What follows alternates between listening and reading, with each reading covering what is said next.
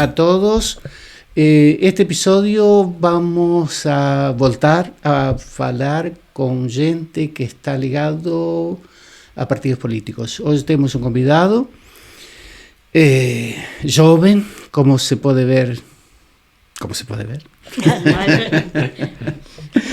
E, embora este é um podcast para a gente quando está a limpar a cozinha ou lavar a louça ou essas coisas, ouvir e não ver, mas pronto, também para ver. E temos um convidado que pertence ao Bloco de Esquerda, açoriano, da ilha de Santa Maria, e está conosco hoje aqui em Almada, estuda no Porto, ele vai dizer melhor isto. E vamos começar, e deixa-me lá ver porque não me lembro. Eu não queria começar a falar de ti, queria começar a falar um pouquinho mais para frente. E podemos começar por falar outra coisa e depois vamos a falar de ti, porque quero falar de ti, quero ver a tua caminhada, quero ver por que um dia acordaste, e que não deve ter sido um dia que acordaste, pensando políticamente, con conciencia política, que no es esas cosas que hacen clic o porque comeste una mayonesa estragada o cualquier cosa así, non é por iso. Quería falar, vamos pensar unha coisa. Eu teño aquí, non sei as alterações que tú tiñas proposto. Eu quería falar sobre a esquerda de hoxe. Como que tú ves a esquerda de hoxe? E digo isto porque unha das coisas que se ouve nos medios de comunicación é do sucesso do neoliberalismo, do grande espaço que se dedica ao neoliberalismo, e sempre vão buscar o fracasso ainda, que procuram como fracasso a queda do muro em 1989, como se isso fosse o maior símbolo da derrota da esquerda em geral, como se a esquerda fosse identificada com o muro, fosse identificada com determinados países ou determinados sistemas de esquerda. Eu queria o teu comentário sobre o que é a esquerda hoje, como que vês enquanto saúde, enquanto qual é o ponto de situação de tua leitura que faz sobre a esquerda hoje, Pedro? E o nome? Pedro Amaral. Bem, muito obrigado então, até pela hospitalidade, pela amabilidade também de me terem recebido aqui hoje. Realmente a situação da esquerda é um tema que tem de ser trazido para cima da mesa, porque a partir do momento que nós vemos todo um conjunto de perigos a espreitarem pela janela, nós precisamos justamente de conseguir perceber para onde é que nós queremos ir, de que forma é que nós conseguimos seguir para um novo rumo. Mas ao falarmos de esquerda, nós temos de ser capazes de falar de esquerdas também, e portanto perceber que há muitos tipos de esquerdas. Quando fazemos um debate mais teórico, a falar por exemplo de socialismo, nós falamos de socialismos, não é? Normalmente lá está, as pessoas associam muito a questão esquerda a uma questão uma questão essencialmente comunista, marxista-leninista até, e portanto é um debate realmente muito marcado e que faz portanto falta tentarmos pensar um bocado melhor sobre o assunto, refletir um bocado em grupo sobre aquilo que ao fim e ao cabo nós pretendemos fazer com a realidade, e ao fazermos esse debate se calhar vamos perceber que temos divergências entre nós apesar de termos um mesmo objetivo. E portanto obviamente que aqui nós vamos deparar-nos com todo um conjunto de esquerdas, e portanto nós olhamos para o mundo e se calhar podemos ver que em alguns espaços pode haver eventualmente algum retrocesso desse mesmo espaço, mas também podemos estar a falar de disputas mesmo que existem dentro da mesma esquerda. Portanto, aquilo que quero dizer é que há muitas dimensões que estão a ser envolvidas na política. Ela já não é propriamente uma clivagem meramente económica, não são só temas económicos que neste momento estão a preocupar os cidadãos, ao fim e ao cabo.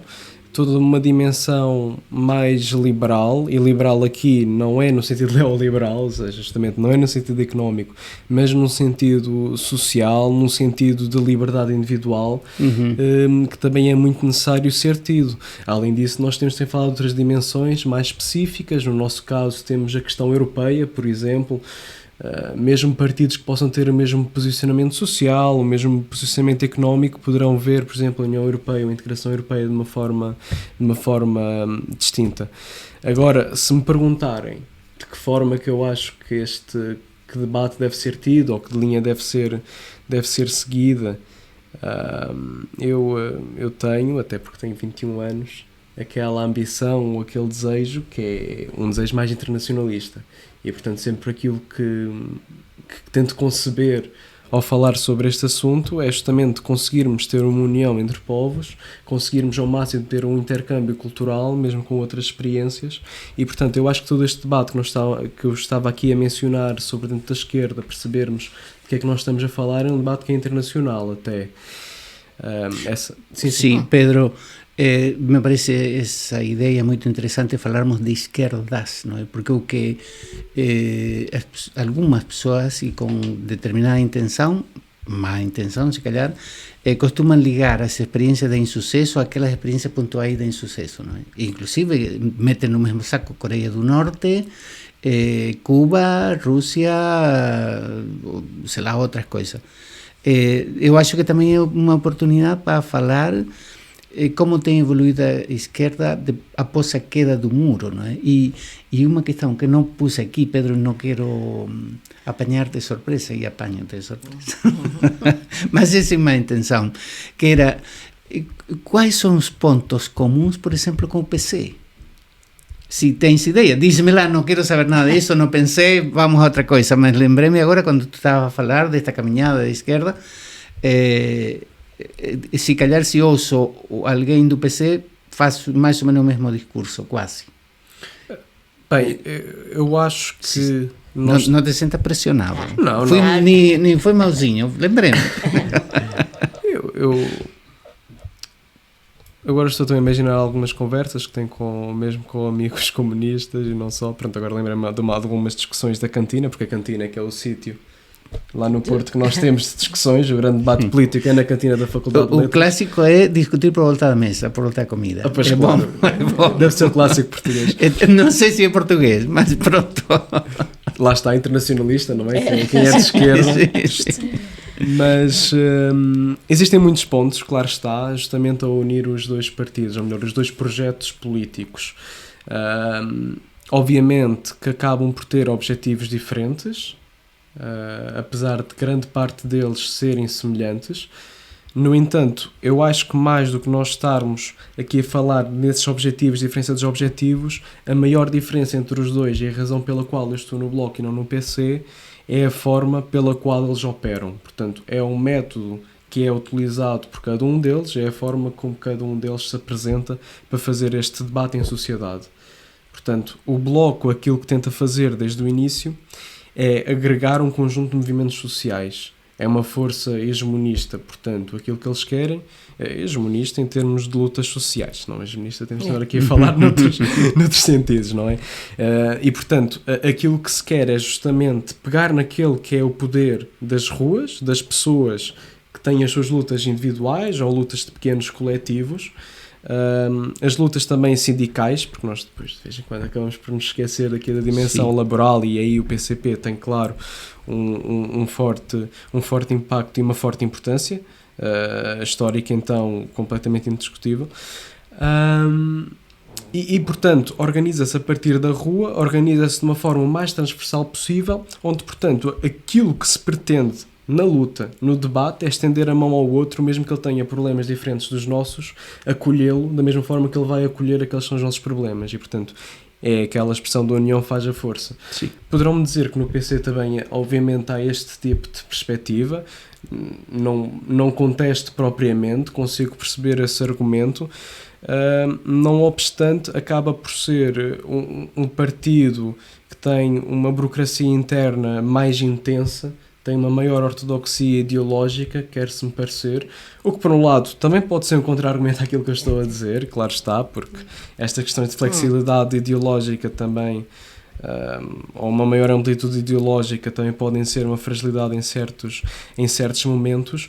Não obstante, o Bloco, ao pautar justamente e assumir-se como um partido de movimento, acho que consegue uma margem de manobra maior para aquela que é a sociedade portuguesa do século XXI. Sim, de alguma maneira esta é a minha opinião também, e a gente pode opinar nesta coisa toda. Eu tenho sentido sempre que o PC português demoró mucho en un vocabulario que se utilizaba en la década 90, era ayornarse, o sea, refrescarse, como aconteceron, por exemplo, com o PC espanhol, como aconteceu com o PC italiano, que até mudaram o nome, procuraram, não deixaram aqueles princípios que são caros para a esquerda em geral, mas alguma, possivelmente aquela que tu falas como a burocracia ou a ortodoxia ou aferrar-se a esquemas de intervenção de formas mais concretas, mais do que seguir uma linha de princípios que era interessante, não é? Que continua vigente, porque os princípios tanto do PC como do Bloco ou da esquerda em geral continuam presentes. O que se discute é formas de intervenção para ir executando, não é? E eu não sei até que ponto também o PC não lhe pesa nos anos o tempo, não é? E o Bloco é fresquinho, aí como tu. É novo, tem outra dinâmica totalmente diferente, não é? Do PC, que tem, é uma máquina, às vezes me faz lembrar da igreja. A igreja tem uma máquina muito pesada de milênios e o Bloco não, o Bloco tem outra dinâmica também. Pedro, eu quero falar de outra coisa também, não sei se queres dizer mais alguma coisa sobre este assunto da esquerda, que já percebi essas leituras, essas propostas e que me parece interessante. Principalmente há que dar o salto de não ficarmos por associar aquelas situações pontuais que as pessoas vão buscar. Mas o fracasso que foram, os mortos que tiveram, não é? Como se o Bloco vai assumir uma herança em que não participou, não é? Exato. Até porque os partidos a partir do qual se formaram até eram partidos que contestavam a herança soviética, ou que negavam a herança soviética. Sim. E possivelmente, não sei, isso deveríamos falar com Pargana melhor, era em que medida o PC contesta ou põe em questão, como dizer, para analisar a herança soviética, não é? Que já morreu, a herança soviética morreu, não é? Está lá, mas não tem dinamizadores actuais, é outra coisa. E depois eu acho também este assunto de esquerdas em plural me parece muito significativo, porque não vejo nenhum partido português ou nenhum partido europeu que tenha alguma coisa a ver com Coreia do Norte, que ainda por cima é um sistema comunista hereditário. Aquele insólito. Pedro, me parece que tu disseste que não estava muito à vontade, mas eu quero pegar neste assunto da Ucrânia e quero que me digas alguma coisa. Tu sentiste, e isto faço uma pergunta de coração, porque eu senti, a vinda de Lula teve algum significado para o que o governo português fala e pensa sobre a guerra da Ucrânia?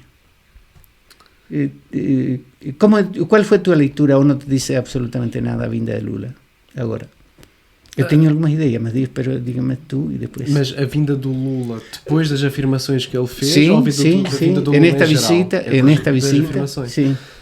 A afirmação que ele me fez não me parece assim algo propriamente totalmente descabido, vá. Pelo menos eu não olho para aquelas declarações que foram feitas de uma forma tão hostil como depois tentaram fazer passar. Obviamente que isto são relações, portanto, é algo extremamente complexo, não é? Portanto, são estas relações internacionais e é essa área que ao fim e ao cabo me tento distanciar um bocado, porque nós estamos a falar também de tanta coisa e há um potencial tão grande, uma margem de erro tão grande para aquilo que nós estamos a falar, que antes de eu entrar em teorias da conspiração prefiro afastar-me ligeiramente. Agora, sobre as situações, portanto, o que ele disse foi algo do tipo: a guerra não se faz só de um lado, não é? Portanto, existem dois lados e a partir do momento que existe um armamento a seguir para ambos, existe uma guerra que se vai manter. Sim. E, portanto, a afirmação dele acaba por ser factual. O problema começa em justamente considerar que, portanto, a Europa, no caso, ou os Estados Unidos, acabam por ser também um patrocinador ou um financiador da guerra.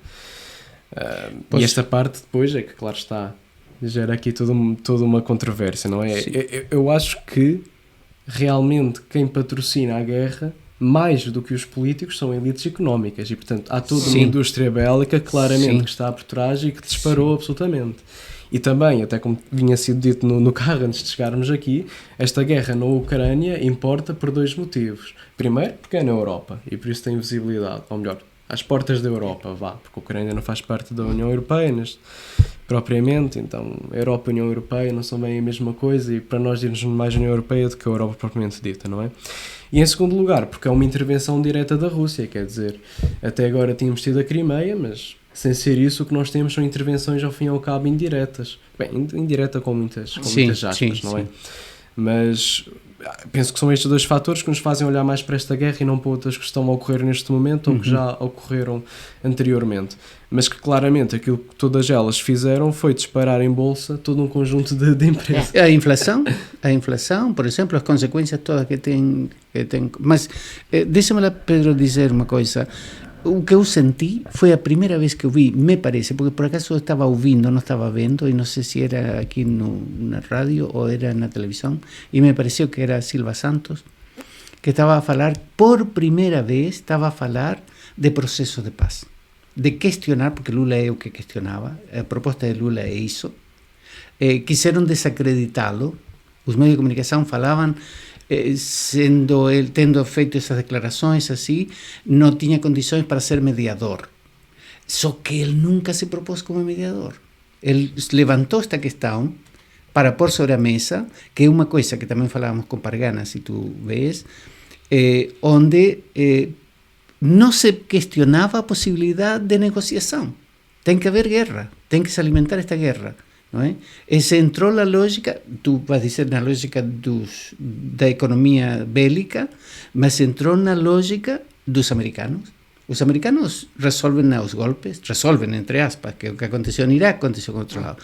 Lula veio por o dedo na chaga, na ferida, com uma questão que era levantar a questão da negociação, que não se punha sobre a mesa. E ele insiste. Os meios de comunicação, insisto, que queriam desacreditá-lo dizendo que assim deixava de ter sentido ele ser mediador, não se propôs ser mediador. Ele fala que tem que haver um grupo de países que não estejam involucrados para começar a fazer, como se fez nas Malvinas, como se fez no Vietnã, havia negociações para a paz, não é?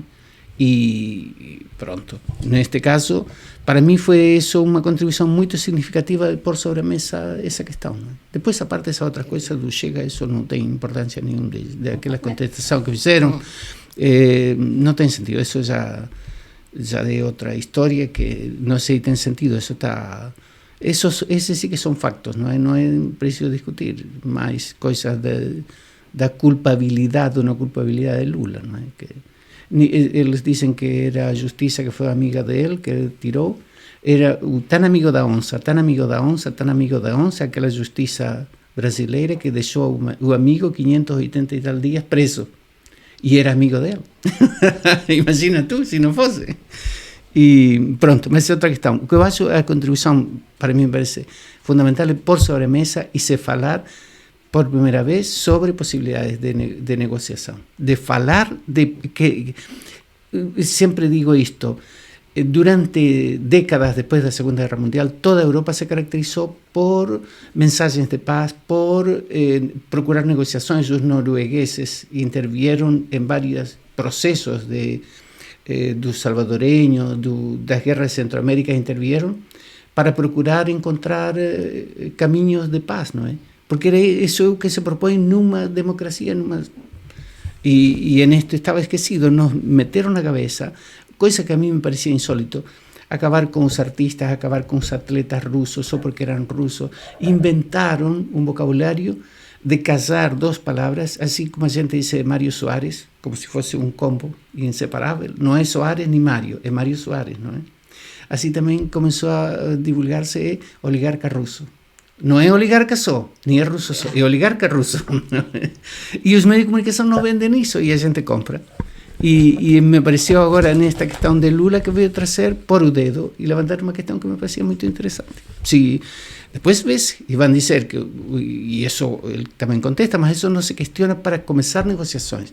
que aquele é culpado, que aquele começou, que essa é a guerrinha que fazemos entre crianças, não é? Ele que começou, ele que me tirou, não sei o quê. Não, vamos conversar isto, já como adultos, como uma democracia.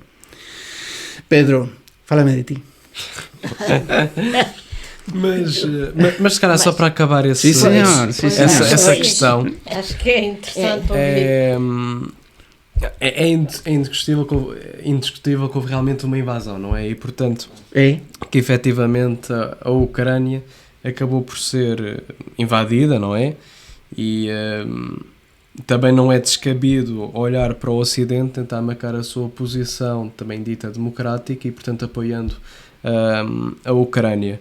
Agora, efetivamente, existe aqui uma simplificação absolutamente extrema da questão e concordo absolutamente consigo nisso e até acho que se liga muito também com o que tinha falado de tentar fazer com que a esquerda não seja mais do que uma experiência soviética, por exemplo. E portanto aqui nós temos... Não seja apenas... Como? Não seja apenas uma experiência soviética. É aquela tal questão linguística que também tinha falado já anteriormente. Esperto que pega na minha arma. Portanto, ao fim e ao cabo, aquilo que se está a tentar fazer é simplificar ao máximo um debate para quê? Para retirar as ferramentas das pessoas terem um espírito crítico, um pensamento crítico. Porque lá está, que a nossa língua vai sempre condicionar a forma como nós pensamos, não é? Se o português só tivesse um tempo verbal, era completamente impossível nós estarmos a dizer se vamos comer uma maçã ou se já comemos uma maçã ou se estamos a comer uma maçã, não é? Quer dizer, é um exemplo absurdo para mostrar como uma língua pode condicionar o nosso pensamento. E obviamente que a partir do momento que nós retiramos conceitos, nós estamos a simplificar um debate. Os substantivos são uma classe de palavras abertas justamente para dar a possibilidade de uma língua enriquecer-se, criar novas posições, criar novas imagens mentais e, portanto, obviamente que aquilo que nós queremos é justamente tentar definir ao máximo as coisas para termos uma discussão que seja enriquecida, não é? Sim. E, portanto, parece um ponto interessante com aquilo que tinha já dito. Isso, eu acho que esse é um debate a fazer e gostava de conversarmos com um linguista sem pensar que vamos atacar porque não atacamos a ninguém. Não, mas eu gostava de saber mais sobre este assunto da manipulação que se faz através da linguagem, não é? Da língua, que é o que também vinham falando no Carlos, que este assunto de... Sí, este asunto da invenção de palavras para acabar com aquelas que causavam mais problemas de parte da direita, por exemplo, trabalhador por colaborador, o capital já não é capital, é mercado, outros nomes que dão, e outros. Este assunto que também falava e que outro dia esqueci-me com Pargana, a austeridade. A austeridade, se tu vas na literatura religiosa, vai ver que uma pessoa temente de Deus, servidor de Deus, era uma pessoa austera, não é? Os monges, essas coisas, viviam uma vida austera. Mas comiam e bebiam. Pronto, mas isso está bom, quer dizer que a austeridade não era castigo necessariamente. E vem o neoliberalismo com seus planos econômicos a meter-nos a diminuir o ordenado, como se chama, fragilizar a relação de trabalho e chamava que éramos austeros. Não tem sentido. Não sei, mais alguma coisa, Pedro, ou passamos a falar de ti? Não, penso que é isso, porque é realmente um assunto extremamente importante e faz lembrar o livro que os liberais mais gostam e se calhar nunca leram, que é o 1984, não é? A Nova Língua, que é impressionante. Esse está bonito. Se bem que até mais do que a Nova Língua, o que é mais interessante naquele livro até é o duplo pensar, por acaso. Eu acho que o que os liberais fazem é muito duplo pensar às vezes. Olham para a realidade e conseguem achar que vivem numa antirrealidade, uma coisa completamente diferente que é o oposto. Enfim, não sei, é impressionante. Pedro, fala-me de ti, como eras tu em adolescente, que não está muito longe da tua adolescência, como eras tu quando criança, contestatário, como foi a tua relação com os pais, pacífica, ou tu vinhas com ideias mirabolantes? Como foi tua caminhada para desenvolver uma consciência política tua? Eu em criança até acho que era bastante calmo, também sou filho único. Filho único.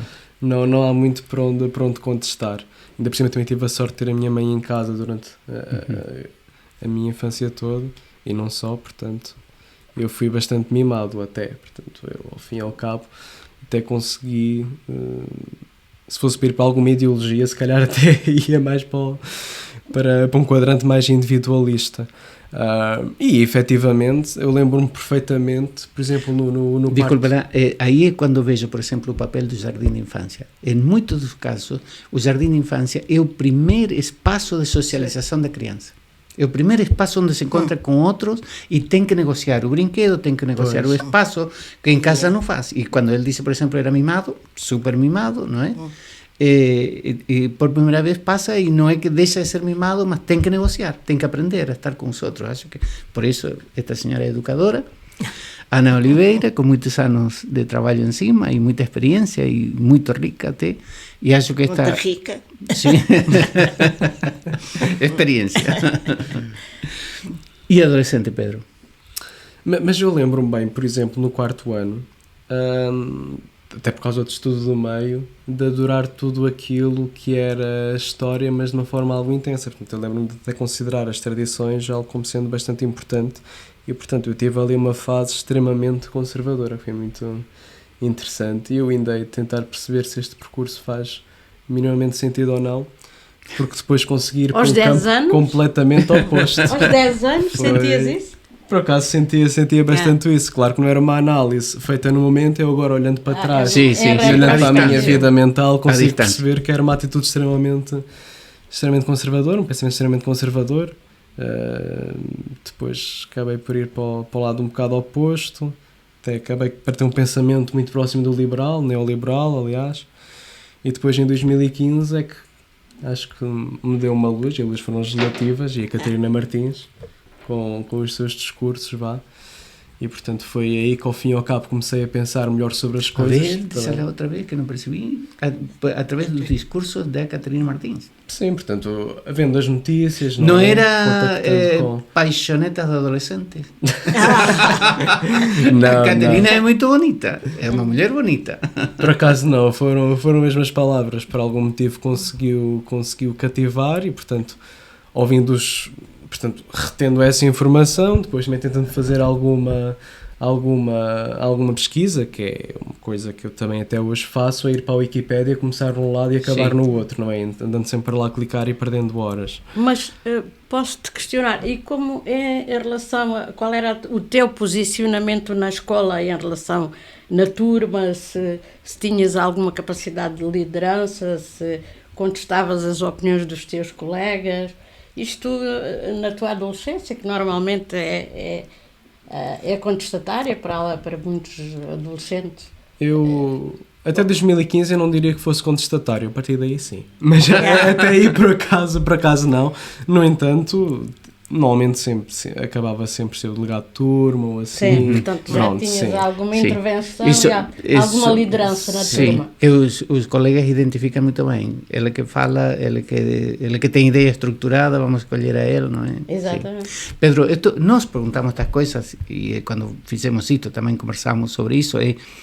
Tem que ver para mostrar também como é o processo de construção da consciência social. Porque tu sabes que a juventude participa muito politicamente, acho eu. Participa pouco. Há muitos poucos jovens envolvidos. Estão noutra coisa, não é? Felizes. E se calhar mais felizes por não participar em política, não é? E não digo em partidos, participar em política com consciência social, se calhar mais que consciência política, a consciência social acaba por ser. E a mim me interessava também conversar sobre isso, temos perguntado para a Gana também, e vamos continuar a perguntar, esta caminhada para ver, os teus pais não tinham envolvimento político? Partidário, mais que político, partidário? Sim, o meu pai tinha e ainda tem, mas não é propriamente intenso. Nós em casa nunca falávamos de política, só mesmo depois de eu já começar a ter um envolvimento mais intenso, que foi a partir de 2017 com as autárquicas. Aliás, foi nesse mesmo ano que eu aderi também ao partido. Mas pronto, foi a partir de 2015 também comecei a ter esse interesse, e desenvolvendo esse interesse depois teve algum impacto noutras áreas. Comecei a participar, por exemplo, no Parlamento dos Jovens, que é aquela grande experiência para quem tem menos de 18 anos e tem esse tipo de gostos. Mas aquilo que se nota aquilo que se nota muito em termos de participação é algo um bocado mais global e mais geral do que meramente a política. Quando nós olhamos para atividades extracurriculares, para concursos que existem mesmo para o ensino básico, para o ensino secundário, nós vemos que existe muita pouca mobilização, muita pouca participação. Parece que as pessoas não têm propriamente um interesse de se envolver em coisas, mesmo quando elas lhes podem dar algum retorno, principalmente nos Açores, onde para fazer alguma coisa provavelmente nós vamos receber uma viagem de graça. E, portanto, isso normalmente é sempre visto com muitos bons olhos. Eu, na altura, pensava ou achava que a resposta a isso era o facto da maioria dos jovens já estar relacionada com o desporto. Sim. E, portanto, já ter esse tempo livre preenchido, mas olhando para trás eu percebo que acho que isso não responde a tudo.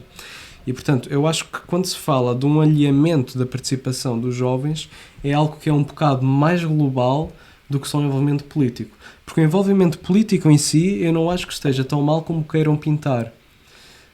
Gosto de ouvir isso. Porquê? E aqui depois é que eu posso falar das minhas experiências políticas, primeiro para as regionais, em 2020, e depois para as autárquicas em 2020 e 2021. Eu por acaso não sei se lhe posso chamar orgulho ou vaidade, no entanto, a primeira vez que eu votei foi em 2020, portanto nas regionais, depois foram as autárquicas, não minto, foram as presidenciais, não é? Depois nas autárquicas, aquelas 3 eleições, e depois as legislativas. E nestas eleições todas houve uma vez que não votou em mim e eu também nem sequer tinha idade para poder ser candidato. Portanto, eu consigo olhar para trás e perceber que desde que eu podia envolvi-me bastante e, portanto, acho que consigo ter um panorama mais ou menos correto daquilo que se passava à minha volta em termos da juventude e esse envolvimento na política. Daí tentar trazer este assunto um bocado mais sofisticadamente ou mais rigorosamente. E justamente aquilo que eu vejo é que estas campanhas conseguiram sempre mobilizar um segmento de jovens numa participação ativa, não meramente eleitoral. E, portanto, reuni-se ali à minha volta pessoas de quem eu não era assim tão próximo, até porque a minha adolescência nem se marcou por relações muito próximas de amizade, isso foi só depois na faculdade.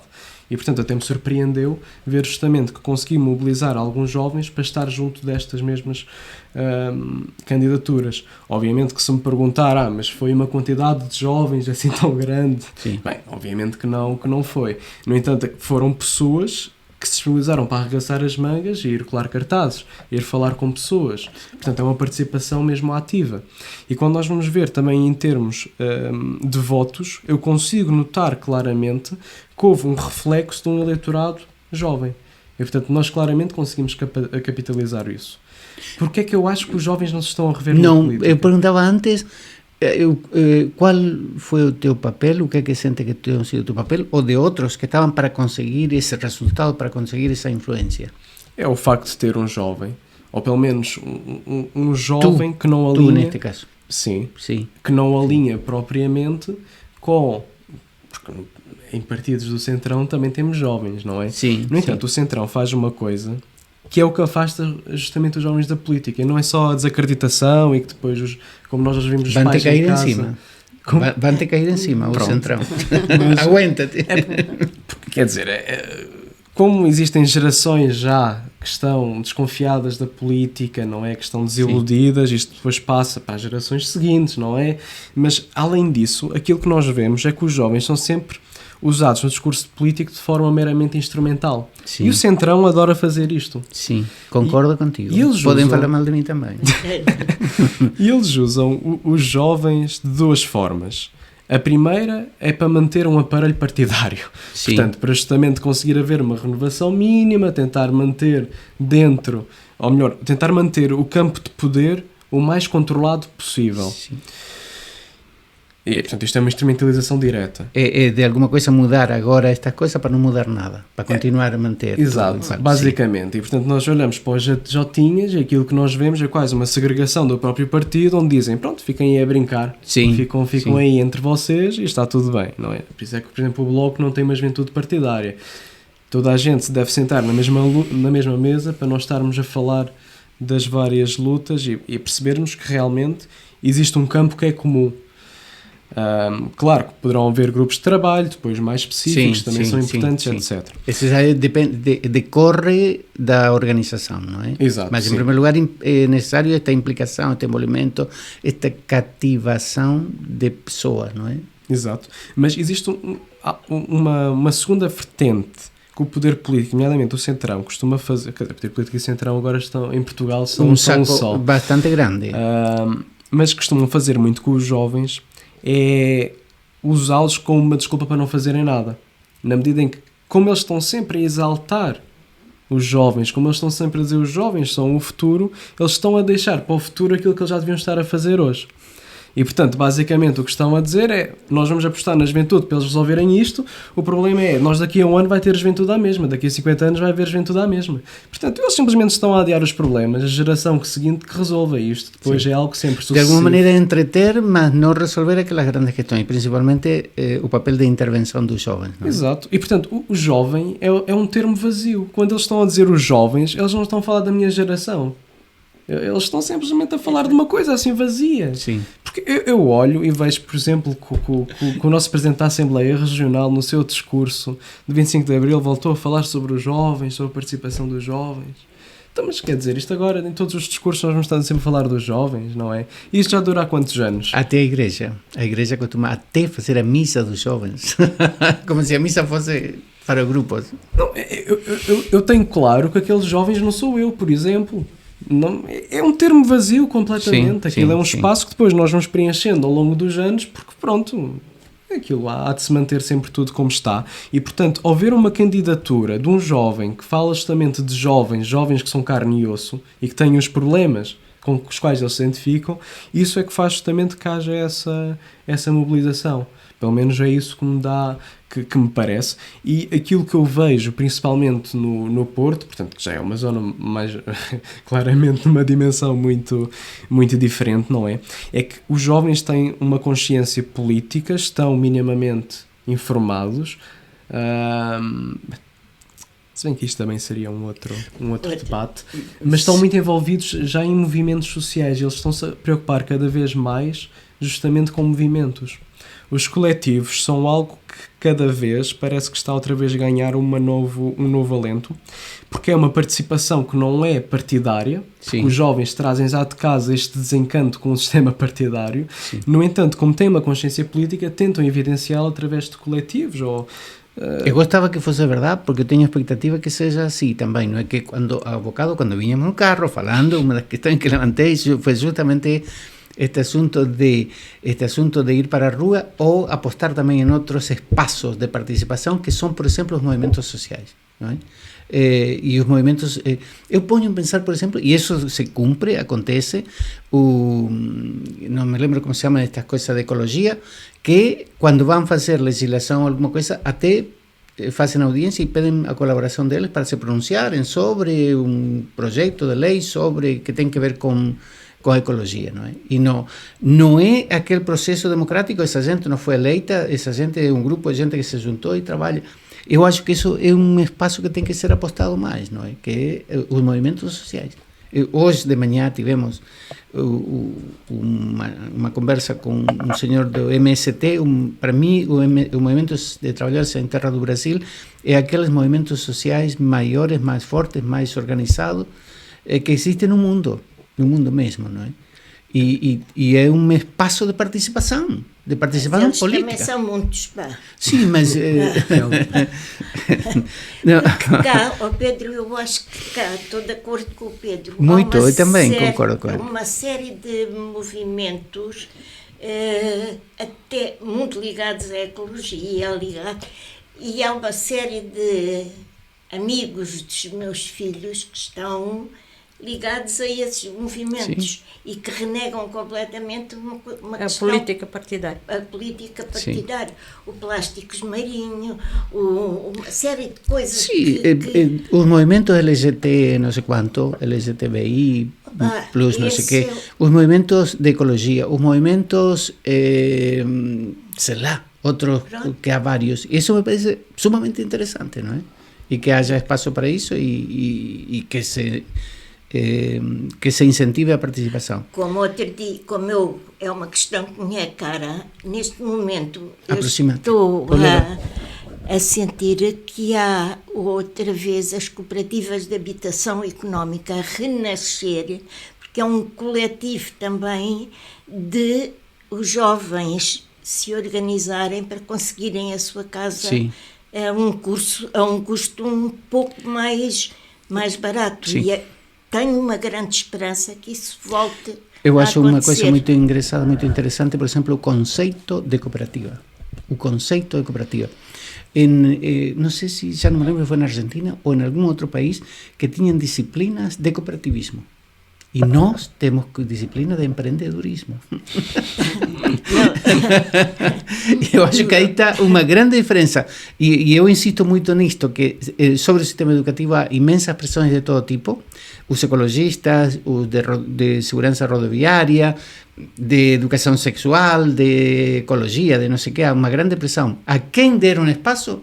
A economia, ao empreendedorismo. E há países onde se ensina cooperativismo, onde se trabalha cooperativismo. Opa, eu toda a vida vivi das cooperativas e olha que não nos saímos lá muito bem. Desde a cooperativa de projetos do meu marido, mas era aquilo que ele acreditava, portanto era aquilo que ele tinha de lutar. Eu não fazia mais nada se não acompanhá-lo. Sim. Mas em termos económicos... Pois. Tem que ver isto, uma das questões que eu tenho por aqui é o ponto 6, não sei se te lembra, tem que ver isto em espanhol, eu não sei como se diz em português, que se vayan todos, que vão embora todos, porque está tan desacreditado para muita gente, não só para os jovens, para muita gente, os políticos estão desacreditados. E do que me lembro, há em outros países também, mas do que me lembro, em 2001, 2002, 2003, por aí que houve uma grande crise económica na Argentina, e as pessoas saíram na rua com o grito de que se vayan todos, que vão embora todos, que venham, ou que vão procurar outros. E eu aqui perguntava justamente que outros grupos sociais que não os políticos podem substituir aos políticos. Se se vão os políticos, como nos organizamos? Ou a questão é como melhoramos os políticos. Como melhoramos o político? Porque não temos alternativas, não é? Acho eu que não temos alternativa. Qual é a alternativa? Um grupo organizado, os militares. É verdade. Já há experiências, se calhar não tanto aqui, mas há experiências dos militares tomarem o poder porque estão organizados para isso. Mas não estou a ver os professores tomarem o poder. Não estou a ver os médicos tomarem o poder. Os políticos estão organizados. Temos que melhorar os políticos? Temos que melhorar. Agora, era interessante conversar sobre isso. Que políticos é que precisamos? Que se pode fazer? E, fundamentalmente, que se espera dos jovens com outras ideias relativamente aos... Que políticos queremos? Não é? Eu não acho que os políticos tenham poder. Eu acho é que as instituições têm poder. Portanto, os políticos são pessoas... O poder é um espaço vazio. A democracia é um lugar vazio que é ocupada. Portanto, ou pelos militares ou pelos políticos. Pelo que for. É o monopólio da violência legítima, como dizem os sociólogos, não é? Portanto, aquilo que nós ao fim e ao cabo estamos a falar é de teorias da democracia. Sim. Ou seja, qual é que é a democracia que nós queremos avançar, qual é que é o modelo que nós queremos. Porque vai sempre haver uma classe política. Agora, nós também não podemos olhar para ela propriamente como sendo uma profissão, é uma ocupação. Exatamente. Vês, mas também, aqui o PC e o Bloco se tocam, é o que dizia o Pargana também. Mas eu não acho, ou melhor, não me faz qualquer confusão que haja carreirismo na política, não obstante. Sim. Porque a partir do momento que uma pessoa julga poder contribuir e que as pessoas mandatam essa pessoa para continuar a sua contribuição, parece-me totalmente legítimo que isso aconteça. Tal como é completamente legítimo essa pessoa ser paga para desempenhar essa mesma função.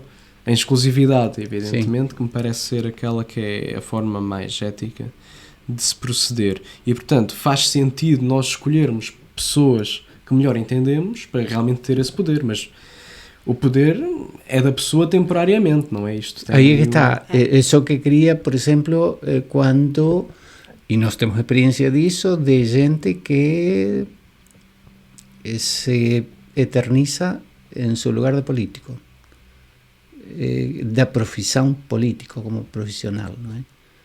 O que faz carreira permanente, não tem outra leitura. não estou a criticar, só estou a constatar uma situação que encontro, não é? E em Portugal isso é absolutamente evidente, até porque nós temos basicamente sempre um centrão que está a governar o nosso país, não é? E portanto é muito fácil nós conseguirmos encontrar políticos de carreira, e mais fácil é se nós não sabemos o nome desses políticos.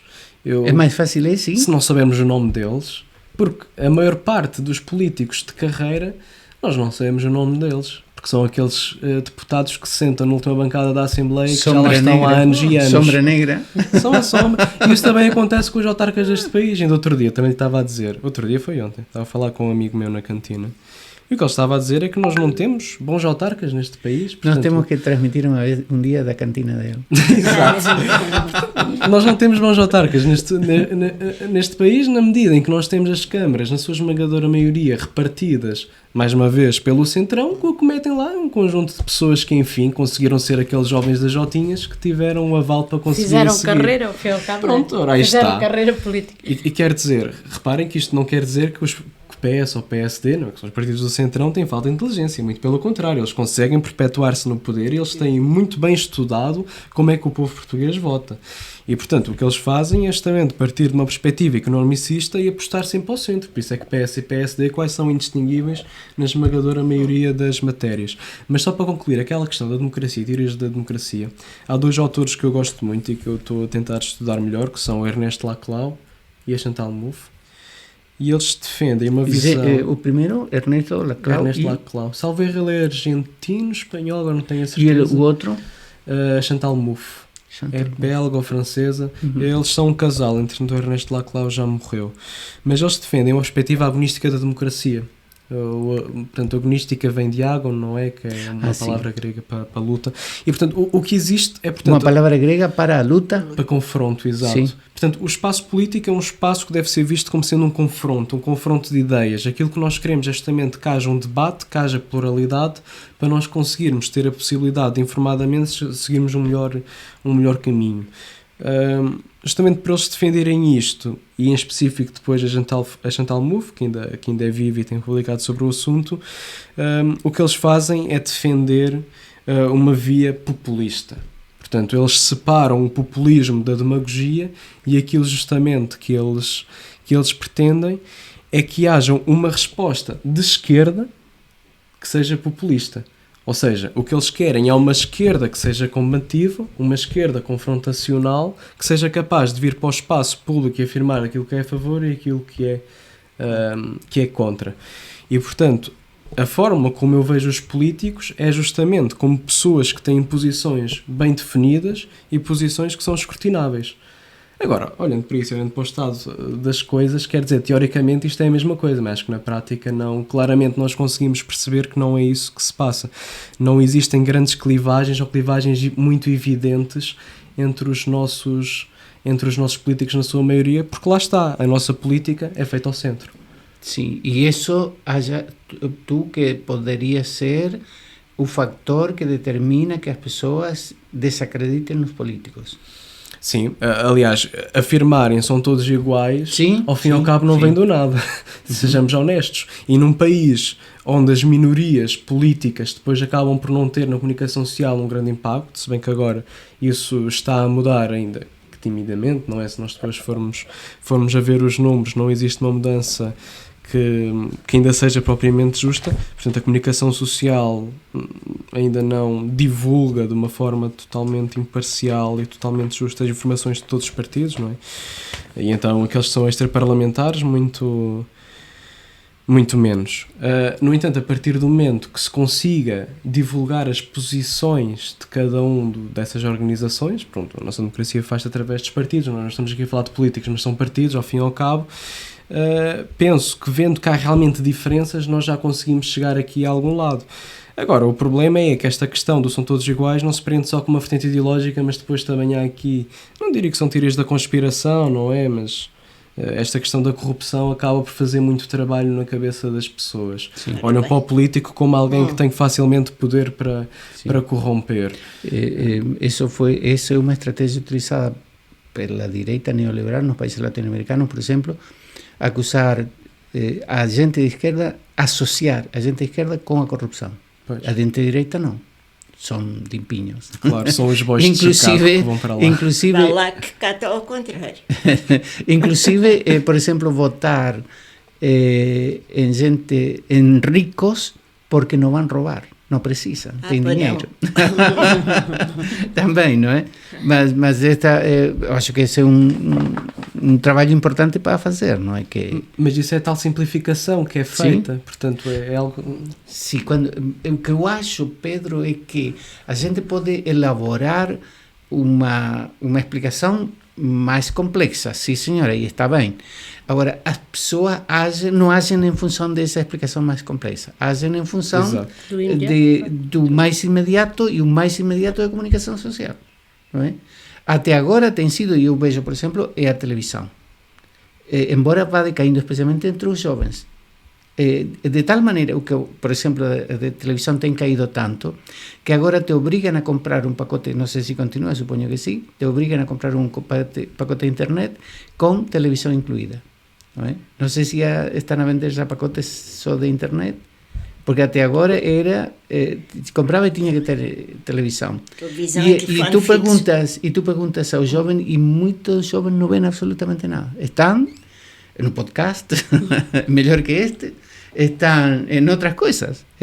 O que ele dizia, por exemplo, que me parece também muito interessante para ter em conta, é onde que vai informar-se para recolher mais informação? Na Wiki. Não é? Pedro, tenho aqui várias coisas, mas estou a ver na hora. Não queremos ultrapassar, vamos combinar outra vez, ou fazemos lá na tua cantina, que essa cantina deve ser efervescente, linda. Nem sequer vai ser preciso pôr o microfone espalhado e aí recolher. Aí. Não, eu queria falar de outra coisa, não vamos ter tempo, pelo menos vou referir esta questão da solidariedade europeia, não? Europeia, e a evolução que tem vindo a ter. Eu quando vejo, por exemplo, barcos com monte de gente a se afundarem e não darem espaço para recolher, para ajudar, para acolher nos portos do sul da Europa, por exemplo. É tristíssimo quando os europeus saíram daqui na Segunda Guerra Mundial, que foram acolhidos ou em outros países. Não é? E isso durante muitos anos, até não há muito, na década de 80, se calhar na década de 90, a Europa era mais solidária. E não sei se quer dizer alguma coisa rapidinho sobre isso. Esta questão, eu sempre me apresento, e esta vez não me apresentei, ou sim, me apresentei como palestiniano, que eu sou palestiniano, sempre digo, por causa da luta dos palestinianos, que é quando tu dizes que está totalmente esquecida, não tem espaço. Eu vou sabendo porque vou acompanhando no Twitter algumas coisas, não é? Mas não tem espaço para isso. O que achas tu, Pedro, da evolução da solidariedade europeia? Se tens alguma coisa para dizer, também não é preciso. Aquilo que me parece, e que, portanto, isto depois tem um impacto em tudo aquilo que nós falamos anteriormente, é que as pessoas cada vez mais têm um olhar mais individualista para as questões. O que, por um lado, faz sentido, não é? Faz parte da natureza humana a partir de um certo egoísmo, pelo menos é aquilo que parece intuitivamente. Não obstante, o que se dá a parecer é que existe cada vez uma maior desconfiança perante o outro. Uma maior desconfiança. Sim. E, portanto, existe uma falta de empatia que nos leva a olhar para o nosso próprio umbigo e simplesmente pensar nele. E, portanto, as próprias pessoas parece que estão a começar a agir a partir desse referencial. Isso quer dizer, Pedro, que em alguma altura foi diferente. Em alguma altura foi mais solidário. Havia mais espírito de grupo, de solidariedade. Sim, totalmente. E já agora, um pouco para completar, e a nível dos jovens, eu, por exemplo, sempre tive esta ideia que os jovens são mais generosos, são mais solidários, entregam-se mais, porque se calhar porque conhecem menos da vida. Será que esta minha ideia está completamente errada? Pois, eu por acaso não tinha pensado nisso depois em termos etários, mas tendo em conta tudo aquilo que nós dissemos, parece-me que os jovens contrariam um bocado essa mesma noção. Porquê? Porque eles já estão a viver numa altura... Bem, eu não queria dizer que são crises, mas na verdade já são uma sucessão de crises, ao fim e ao cabo, não é? Quer dizer, a minha consciência, ou melhor, eu comecei a formar a minha consciência, estávamos nós com uma crise neoliberal, não é? E a partir daí acabou por vir o quê? Agora, no final temos Covid, temos uma crise climática, temos... Enfim. é um ambiente de instabilidade. E achas que isso contribui para um certo individualismo dos jovens? Na parte dos jovens, justamente ao contrário. Tendo em conta que parece que nós crescemos, nossos processos de socialização, a partir do momento que nós temos uma consciência, como for de maior instabilidade, parece-me que, justamente por esta via política, existe uma maior facilidade de nós termos uma maior proximidade, por assim dizer. Eu acho que é mais fácil para quem já tem uma maior estabilidade na sua vida olhar para estas crises e pensar nisso da forma inversa, justamente tentar salvaguardar o seu papel, não se abrindo ao outro. Quer dizer, um jovem está no início da vida, não tem nada a perder ainda sequer. Pois, quando pus a questão queria chegar aí. Pois, agora, o que me parece também é que gerações anteriores à minha, vivendo também em condições diferentes, muito provavelmente tiveram de terem como norte valores diferentes e valores que se pautam mais pela empatia, pela partilha, etc. Portanto, trata-se da própria sociedade de consumo onde nós estamos inseridos, que nos faz com que nós tenhamos esse maior individualismo. Pronto, nos jovens pode-se manifestar menos ou mais, portanto, agora não vou ser muito rigoroso, mas à primeira vista parece-me poder até ser um contraciclo. Sim, eu não sim, acabamos. Deixa-me só dizer uma coisa. Sim. Só, do dia 24 de abril de 2012 morreu o Paulo Portas. Já agora estamos Miguel Portas. Essa era uma expressão de desejo. Já que estamos nesta conversa. 24 de abril foi? 2012. Pois. Já agora que estamos nesta conversa, porque também foi um grande homem. Sim, de que ano foi? 2012. 12. Pois. É verdade. Não, eu tenho muita confusão, ou não tenho uma ideia definida relativamente a este assunto de em que são radicalmente diferentes dos jovens que possam prometer um mundo radicalmente diferente. Quando estou mais pessimista, penso que não muda nada. Pois, também é verdade. que as preocupações do jovem, eu costumo dizer, o neoliberalismo encargou-se de encontrar espaço para o jovem manifestar a sua rebeldia através, por exemplo, do penteado despenteado. Deixar de pentear-se é uma maneira, ter as calças rotas é outra maneira. E acaba por ser tan inócuo essas rebeldias, totalmente diferente até do que os hippies 1960 e tal propunham de mudança radical de valor, essas coisas. Isto aqui, não digo que seja todo assim, porque isso é demasiado ingenuo, mas é um caminho, uma das coisas que é utilizada, não é? Porque isto é muito complexo, não se resolve de uma maneira. Só que o que eu acho é que, e isso também temos falado, o que eu sinto sempre é que a direita, o neoliberalismo, tem um arsenal, um conjunto de ferramentas a nível da cultura, porque tem dinheiro, porque domina a psicologia, tem, imagino, equipas e essas coisas todas, que trabalha o vocabulário, que trabalha a análise por exemplo, os jovens são os que mais gastam e não recebem, não ganham dinheiro. Mas gastam o dinheiro dos outros. Não, estou pensando nos adolescentes. A última roupa, não sei o quê, gastam o dinheiro dos pais.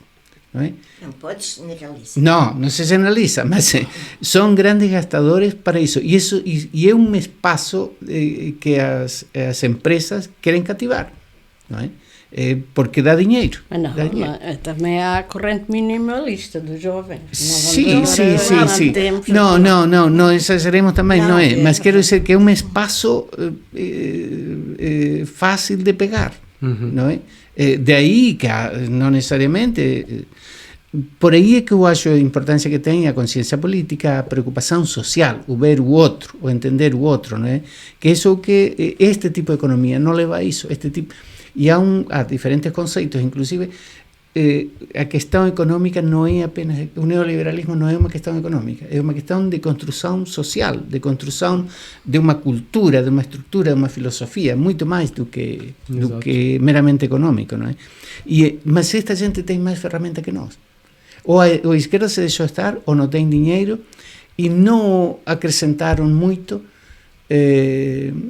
para mudar o vocabulário, para conquistar essa gente, não é? Para conquistar, como quem diz, conquistar até um vocabulário péssimo, porque há ganhadores e perdedores, e não é abrir os olhos, criar mais consciência política, criar consciência social. Pedro, temos que fechar, mas antes de fechar, diz lá o que tinha para dizer. Não, o que me parece é que a esquerda se recusou a fazer uma simplificação do debate, e a direita não teve problemas em simplificar o debate, mesmo em termos neoliberais. Portanto, elas conseguiram passar uma mensagem para o público completamente diferente. Foi sempre muito mais fácil e, portanto, estarmos no século XXI com os jargões. Sim, está bem. Estou pensando, por exemplo, em coisas tão simples que no período da campanha para as eleições de Bolsonaro saíram com coisas que não passa pela cabeça. Como podem enganar as pessoas com uma coisa tão fácil? Mas as pessoas estavam à espera disso, não é? Há um grupo social que entrava naquilo. E os brasileiros têm coisas para analisar sociologicamente muito interessantes de simplificação, de resposta simplificada para este grupo. Até se tu vas ver, por exemplo, contestar a ciência, outra vez voltar a ressuscitar este assunto da terra plana, não cabe na cabeça de ninguém, mas a gente que aderiu, imensa quantidade de gente que aderiu isso, contra as vacinas, contra a ciência, contra a escola, contra a medicina, pensávamos que já estávamos para além disso, e resulta que não é? Por que estamos nessa situação ainda? E esta gente que tu dizes me parece excelente, o que acabas de dizer, a direita simplificou para poder entender essa senhora, ela simplificou para falar o vocabulário dessa gente, e essa gente diz, esta gente fala como eu, esta gente é minha gente, não é? Pedro, nós mandamos, temos que acabar porque se estende o tempo. Acho que estamos sem exagerar.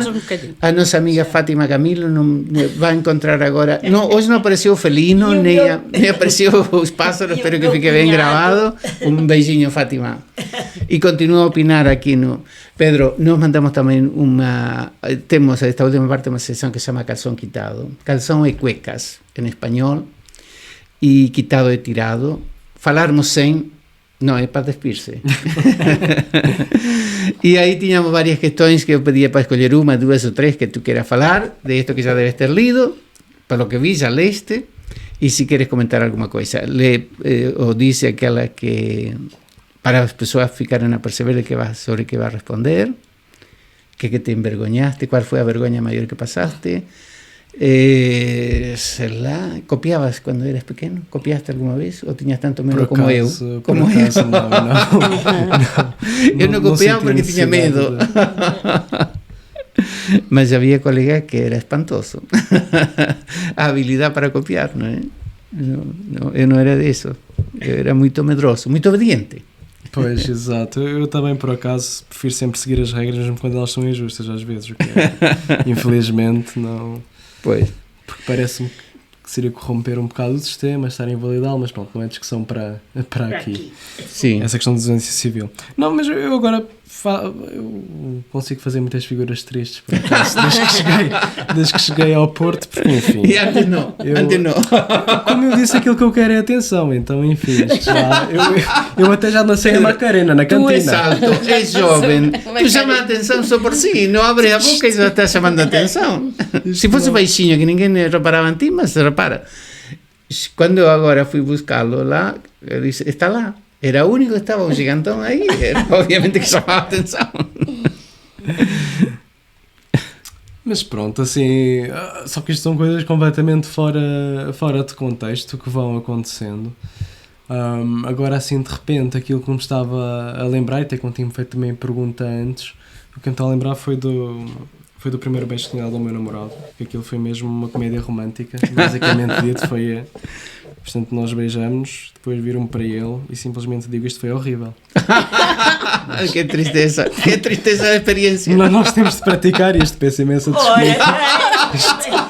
Estou de acordo. O primeiro é sempre muito mau.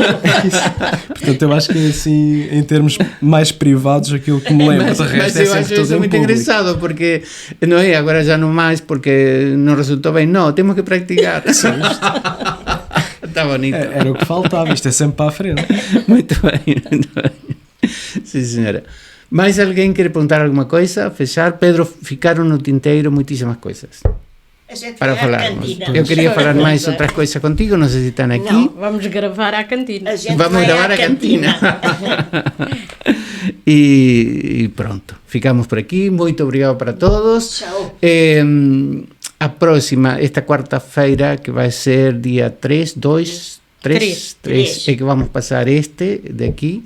Ainda vamos inventar um nome engraçado, um clickbait, que dizem, inventar alguma coisa para pôr o título. E depois é que vamos pôr, já não me lembro, acho que vem outro, uma... Não me lembro se era o da escola IPC ou era de um trans que já temos gravado, de um rapaz trans que tem colaborado conosco, ou um ou outro, mas a seguir. Aqui apareceu o Felino. Fátima Camilo, está servida. Eu vejo. Tá bom. Pronto, muito obrigado a todos e nos vemos. E Pedro, fica pendente mais coisas, porque temos que falar mais. Tenho que te ouvir mais. Temos que te ouvir, temos que conversar mais. Vem encerrar a sessão. Pronto.